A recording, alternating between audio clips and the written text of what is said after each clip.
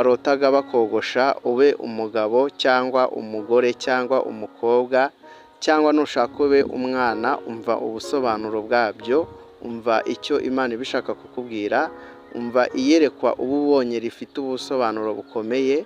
Ariko mbere yuko tugusobanurira ibi bintu, urakanda like, ukore share ndetse na subscribe niba uri mushyashya kuri iyi channel yitwa Kristo Ariho TV. Kandi mbanje kugusabira umugisha kuba hari ikintu ukoze aka kanya, Imana iguhe umugisha nkuko nari mbivuze hepfo gatoya. Rero hari ukubona wogoshe uri umugabo, reka duhere kuri uyu w'umugabo urota yogoshe. Iyo urota wogoshe uri umugabo aho ntacyo bitwaye, ariko hari uburyo ushobora kubona umuntu agukora mu mutwe.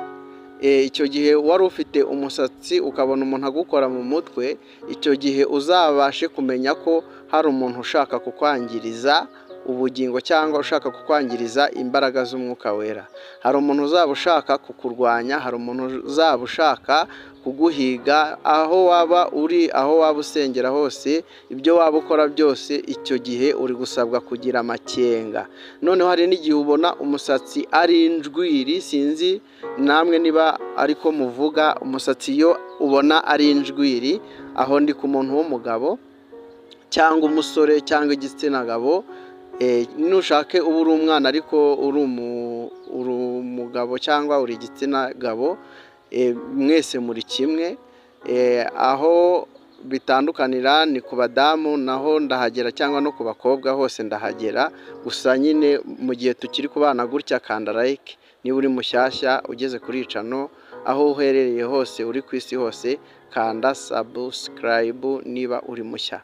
Rero iyo uyu musatsi ari injwiri, ukabona ni injwiri, Imana ibiri kukubwira ko winjiriwe. Nubwo uri gusenga hari abantu bakwangije, nubwo ibyo urimo byose Imana ibiri kukumenyesha ko hari ukuntu bakwangije. Niyo mpamvu ukwiriye gukanguka ukaba maso, rero ukamenya ko imbaraga z'umwuka wera, rezo y'umwuka wera yawe yamaze kwangirika. Nicyo Imana ibikumenyesha. Noneho hari n'igihe ubona umuntu aje akaguhuha mu mutwe. Nubona umuntu aje akaguhuha mu mutwe, icyo gihe uwo muntu ugomba kumugendera kure. Kumugendera kure si kukubwira ngo ugende umwange cyangwa umubwire ngo ndakwanga, aho ngaho waba ukoze ikosa rikomeye. Ahubwo menya ko hari ikintu kibi akugambiriraho cyo kuguhumanya, yaba mu buryo bw'umwuka cyangwa no mu bw'umubiri. Ukwiriye kugira ukuntu ugenda kugira ngo Imana ikubere maso. Niba usenga Imana nyakuri, Imana nizajya igusura, ujye ubizirikana, umenye ko hari ikintu ishaka kukumenyesha. Hari ikibi ishaka kukurinda cyangwa hari n'ikibi ishaka kuguha. Ishaka kukurinda irakumenyesha, ishaka no kuguha irakumenyesha, ishaka no kuzaguha iraguteguza, ishaka no kukubwira ikumenyesha igihe izakubwirira, kuko ari Imana ivuga, ni Imana itarobanura ku butoni.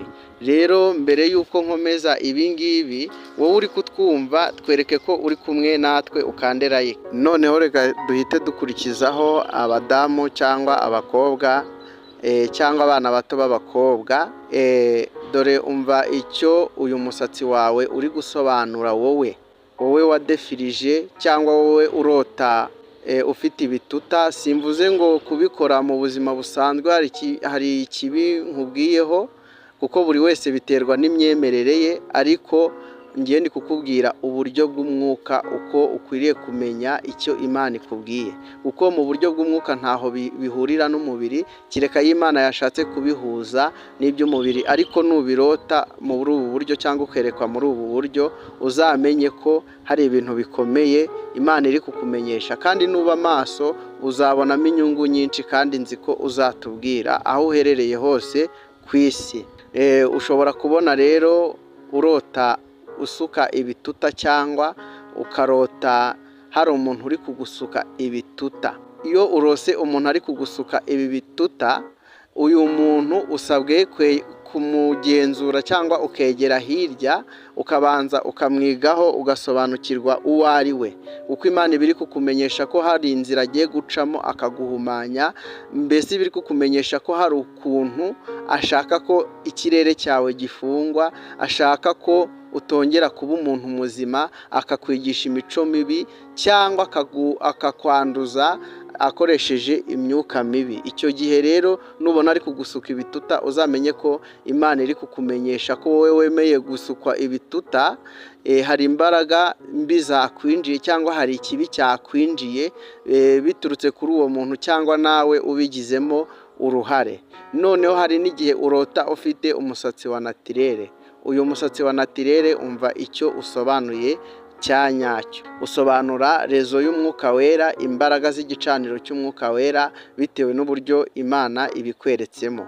Ahangaha hari igihe ubibona gutya, ukabona ikwereka umusatsi, ukabona ikweretse umuntu arimo gukorera isuku mu musatsi bitewe n'umusatsi uwo ari wo.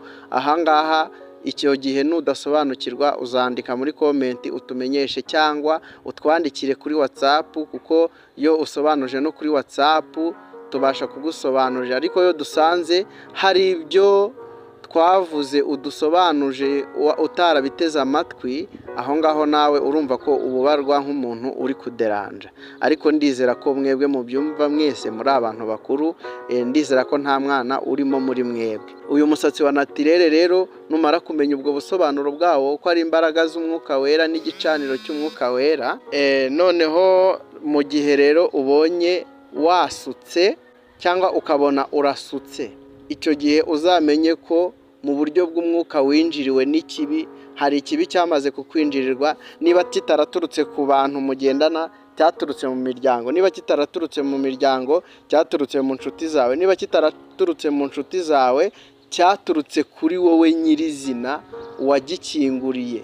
Urugero, ushobora gukingurira umusore agatuma ubutumwa bwawe bwangirika, agatuma mbese iby'Imana bikayuka muri wowe cyangwa biva muri wowe. Urugero, ushobora gukingurira umuntu mubi. Umuntu mubi ashobora kuba umudamu, ashobora kuba umusore, ashobora kuba umugabo. Icyo gihe uzamenye ko Imana iri kukumenyesha ko winjiriwe, ukwiriye guhindukira ukihana ukagaruka mu nzira y'Imana neza, ikongera ikakubona nk'umuntu wa nyawe. Icyo gihe uzamenye ko hari icyaha waguyemo cyangwa hari ikosa winjiyemo cyangwa hari ikizira cyinjiye muri wowe wakinguriye. Icyo gihe urasabwa rero kongera kwegera Imana, kongera kuyisaba ububasha, kongera kuyisaba kwezwa, mbese ukihana ugakiranuka bikwiriye abihannye. Icyo gihe nugira ubwenge uzabasha kuragwa ubwami bw'Imana. Nugira ubwenge uzabasha kumenyeshwa n'ibindi n'abagutega n'ibindi. Hari abagutega uduco ngo utugwemo, cyangwa ukabona inshuti mbi zikubwira ati ngo warayobye. Icyo gihe izo nshuti mbi uzazirinda. Icyo gihe inshuti mbi uzagenda uzihunga gake gake, kuko Imana yabashije kukuganiriza. Icyo gihe rero usabwe kugira ubwenge cyane. Mu gihe ubonye ibyo ngibyo mu nshuti uri kumwe nazo, hita utangira kugenzura umenye ko Imana hari ibintu iri kukubuza byinshi kandi bikomeye, kuko umusatsi ufite ibintu usobanura byinshi cyane. Niyo mpamvu mu buryo bw'umwuka ukwiriye gukanguka, ariko mu buryo bw'umwuka byongera bigahura n'umubiri bitewe n'icyo Imana ishaka kukwereka. Rero twe tugusobanurira iby'ibanze, ibikurikiraho gahunda n'iy'Imana ntago ari iyanjye. Icyo gihe rero y'Imana ikweretse biba biturutse kuko watangiye guca bugufi.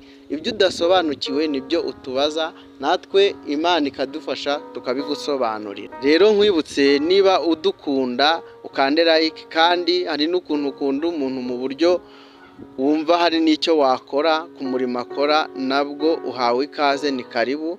Imana niguha umugisha kuko utwumvisha. Ngaho gubwa neza, kandi imbaraga z'umwuka wera ntizikabure muri wowe. Nugira kwizera no kwirinda, nzi ko uzahabwa ibihembo hamwe n'abandi bera b'Imana.